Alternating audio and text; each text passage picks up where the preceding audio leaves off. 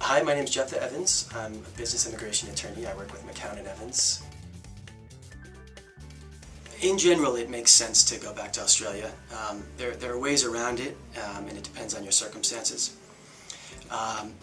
If you're here under visa waiver, so just on your passport, then you're ineligible to change status from visa waiver to anything, including E3, so you definitely have to leave the country. So that opens the question as to whether it has to be Australia. If you're in New York, going to the Bahamas is a very nice alternative, and it is possible. There is a bit of a risk that if you go to the Bahamas, and it's the first time you've had an E3, that they would still make you go back to Australia. And the reason is that they don't have expertise in Australian documents and degrees, and if there's some question about whether something's authentic, or if they just don't know, then rather than denying the visa, they'll make you go back to Australia. So for visa waiver, you definitely have to leave, and Australia for the first E3 is probably the thing to do.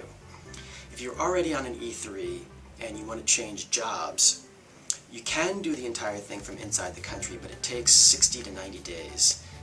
And it's rare that it doesn't matter how long it takes to get to the new position.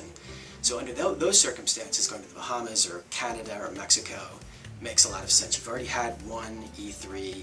It's unlikely that they're going to deny the visa, even at a third country consulate, such as in Canada or Mexico.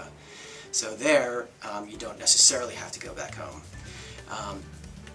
If you decide that time is not a factor and you can wait for the E3 change of employer to be approved in the United States, you can do it, and once it's approved, you can start working at your new employer.